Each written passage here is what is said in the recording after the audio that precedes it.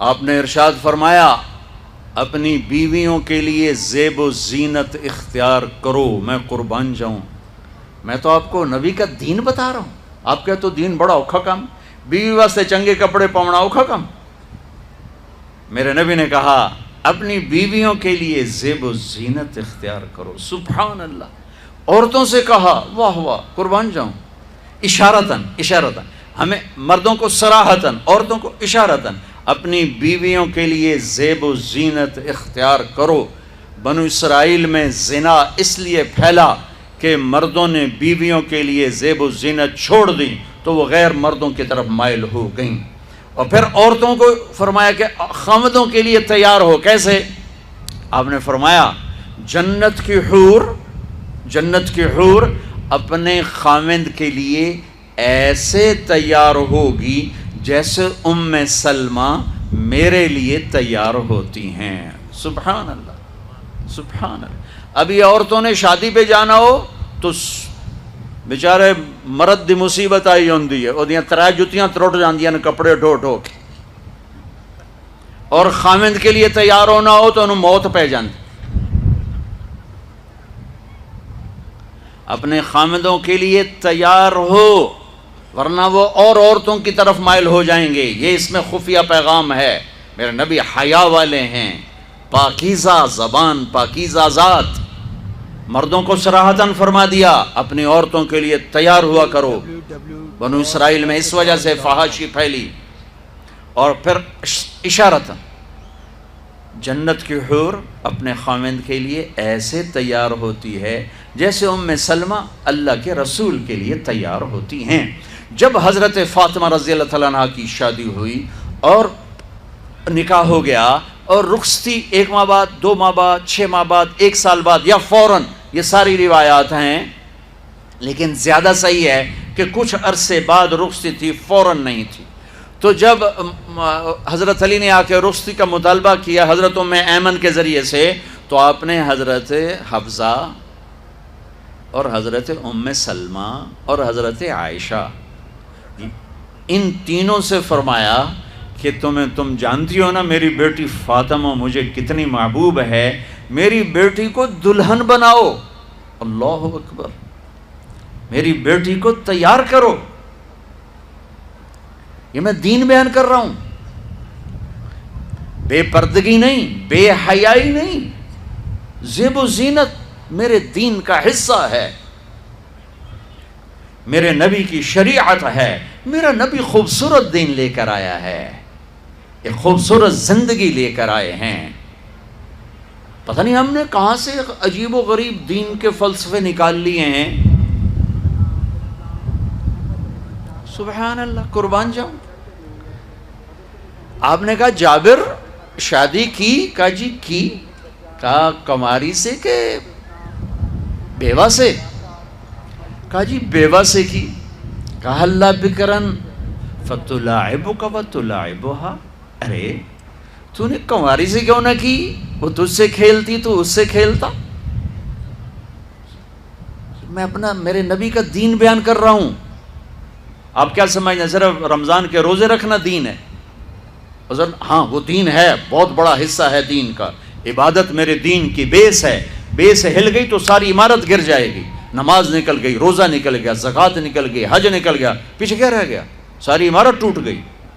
لیکن یہ بیس کو عمارت نہیں کہتے، ہاں بیس پر عمارت کھڑی ہوتی ہے۔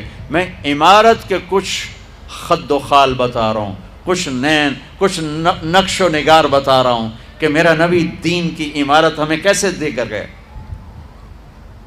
کبھی آپ نے میلا کپڑا نہیں پہنا، پرانا کپڑا پہنا، پیبند لگا کپڑا پہنا، میلا کپڑا زندگی بھر نہیں پہنا، زندگی بھر۔ اور آپ کے بدن مبارک سے، آپ کے پسینے سے ایسے خوشبو آتی جیسے مشک سے خوشبو آتی، دنیا کے سب سے مہنگی خوشبو۔ آپ حضرت ام سلیم کے گھر میں آرام فرما رہے تھے دوپہر کے وقت، تو آپ یوں کر کے سوئے ہوئے تھے، یوں یہ کوہنی آگے نکلی ہوئی تھی۔ آنکھ کھلی تو دیکھا ام سلیم نے یہاں بوتل رکھی ہوئی، یہاں تو آپ نے کہا کیا کر رہی ہو؟ تو کیا تھا، چونکہ گرمی، پنکھے تو ہے نہیں، پسینہ یہاں سے نیچے گر رہا تھا، ام سلیم نے نیچے بوتل رکھی ہوئی تھی اور وہ سارا پسینہ اس کے اندر جمع کر رہی تھی. کہا ام سلیم کیا کر رہی ہو؟ کہا یا رسول اللہ یہ آپ کا پسینہ اکٹھا کر رہی ہوں، یہ مشک سے زیادہ خوشبودار ہوتا ہے. میرے نبی نے کبھی گندے کپڑے نہیں پہنے، کبھی میلے کپڑے نہیں پہنے، پرانا پہنا ہے، پیوند لگا پہنا ہے، میلا نہیں پہنا. میرا دین یہ نہیں کہتا کہ ایسی شکل میں آ جاؤ کہ لوگ بھاگنے لگ جائیں.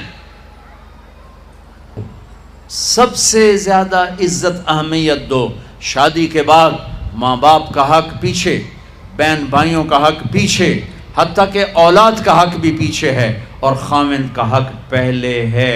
بہت سی عورتیں اپنی نادانی کی وجہ سے ماں باپ کے پیچھے لگ کر اپنے خاوند کو چھوڑ دیتی ہیں، خاوند کو ذلیل کر دیتی ہیں. اپنے بچے کے پیچھے لگ کے اپنے بچوں کی وجہ سے اپنے خاوند کو بے عزت کرتی ہیں. بہت سے باپ اپنے بچوں کی وجہ سے بیوی کو بے عزت کرتے ہیں، یا اپنے ماں باپ کی وجہ سے بیوی کو بے عزت کرتے ہیں. یہ سب بے اعتدالیاں میرے معاشرے میں ہیں. اللہ کا واسطہ دیتا ہوں، ایک دوسرے کو عزت دو، رشتوں کو عزت دو. ہر ایک کا اپنا مقام ہے، ہر ایک کو اپنے مقام پر رکھو. ماں باپ کی وجہ سے بیوی کو بے عزت نہ کرو، بیوی کی وجہ سے ماں باپ کو بے عزت نہ کرو، بیوی اپنے ماں باپ کی وجہ سے خاوند کو بے عزت نہ کرے.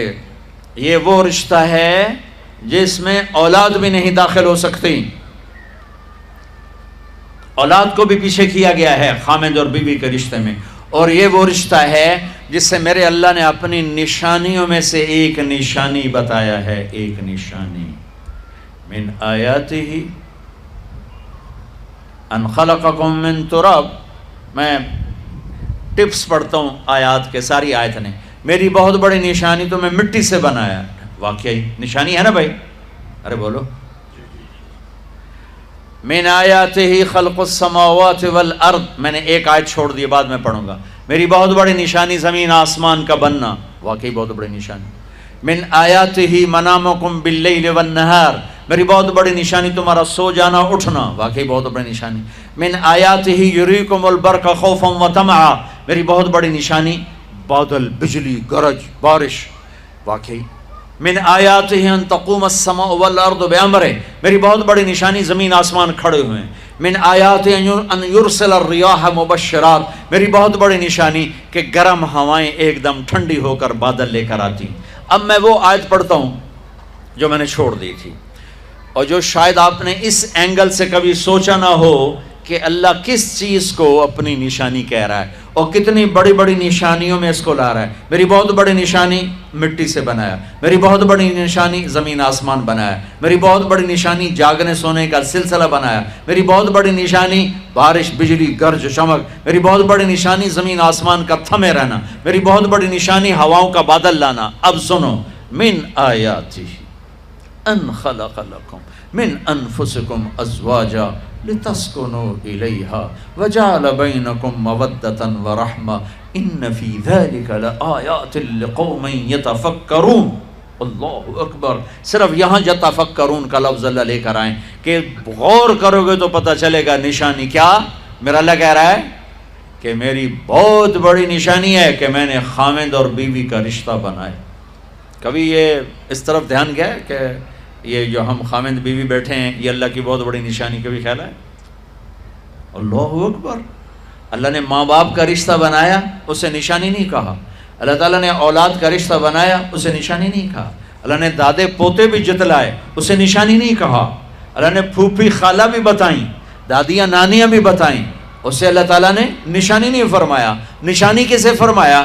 خاوند اور بیوی، یہ میں نے رشتہ بنایا، یہ میری کتنی بڑی نشانی ہے. اس ایک رشتے کو باقی رکھنے کے لیے سینکڑوں آیات ہیں، سینکڑوں آیات. اور طلاق سے نفرت کا اظہار. میرے نبی نے کہا علی طلاق سے بچنا.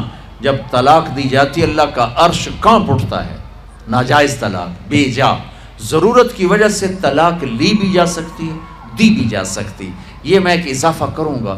بہت سی بچیاں نہیں گزارا ہو رہا، خاوند بدتمیز ہے یا سسرال ظالم ہیں، وہ کہتی ماں سے میرا گزارا نہیں ہو رہا، میری جان چھڑا دو. نہیں بیٹی، گزارا کرنا ہوگا، صبر کرنا ہوگا، گزارا کرنا ہوگا، یہیں رہنا ہوگا. یہ ماں باپ کا ظلم ہے، یہ ماں باپ کا اپنی اولاد پر ظلم ہے. ہمارا تو زمیندارہ ماحول ہے پنجاب کا. میں نے اپنے ہی خاندان کے بتاتا ہوں، بچیوں پہ ظلم ہوتے دیکھے، پھر ان کی فریادیں بھی سنی، پھر ان کے ماں باپ کا ظلم دیکھا.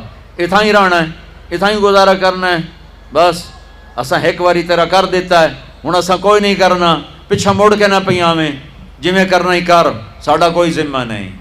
ماں باپ کہتے ہیں، ماں باپ کہتے ہیں. اور وہ ماہی بے آب، مچھلی پانی کے بغیر تڑپتی ہے، اس طرح اس کا دن اور رات ہے. زندہ کی کھال کھچ رہی ہے، اس طرح اس کا دن اور رات ہے. اور ماں باپ کا جبر، گزارا کرنا ہے، گزارا کرنا. تینوں بعد کون تیرا رشتہ کتوں آئے گا، تیری شادی کتوں کریں گے. ابھی تو اس کو ذبح ہونے سے بچا لو. کل تو اللہ نے ہمیں اس کا مکلف ہی نہیں کیا کہ کل کیا ہوگا، کل کو آنے تو دو. پتہ نہیں کل کا دن ہے بھی نہیں کہ ہمارے مقدر میں یا نہیں. ہم کل کے لیے اپنی بچیوں کو ذبح کر دیتے. میں نے ان کو تڑپتے دیکھا. میں صرف اپنی فیملی کی بات اوروں کی فیملیوں کی بات جہاں جہاں تعلقات. کہیں رشتہ قریب کا ہے، لڑکی بدتمیز ہے، بچہ شریف ہے، وہ کہتا ہے ابا جی میں طلاق دینا چاہتا ہوں، میرا اس سے گزارا نہیں ہے، زبان شدید ہے. آئے میرے بھائیو، گھروں کی آبادی اللہ کی قسم، مالدار ہو یا غریب ہو، صرف اچھے اخلاق سے ہوتی ہے. اور گھروں کی بربادی مالدار ہو یا غریب ہو، برے اخلاق سے ہوتی ہے، برے اخلاق سے ہوتی ہے. دو واقعے اوپر نیچے ہوئے. ایک خاتون ملی، مجھے تعارف کرایا گا کہ ایک خاتون آ رہی ہیں، ان کے خاوند کھربوں پتی ہیں، کھربوں پتی. ٹھیک ہے جی آؤ. اس خاتون نے آتے ہی رونا شروع کر دیا. مولانا لوگ مجھے خوش قسمت سمجھتے ہیں کہ میں بہت بڑے مالدار کی بیگم ہوں، میرا دل زخمی ہے، میرے خاوند کا سلوک اچھا نہیں، میں دولت کو آگ لگاؤں، یہ ہیرے کے سیٹ کو میں کیا کروں جب اس کا سلوک ہی میرے ساتھ اچھا نہیں.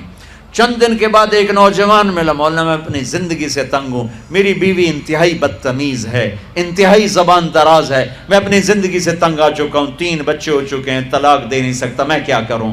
یہ روزمرہ کے واقعات ہیں. تو ضرورت کے لیے طلاق دی جا سکتی ہے، لی جا سکتی ہے، نہ عیب ہے نہ تانا ہے، نہ ذلت ہے نہ کوئی داغ ہے. لیکن ابھی فیصل آباد سے ایک بچی ملی، اس کی بچی گود میں. طلاق کیوں ہو گئی؟ کہا سسرال نے کہا بچی کیوں پیدا ہوئی ہے، گھر واپس جا. طلاق دے دی. بچی پیدا ہونے پہ طلاق دے دی.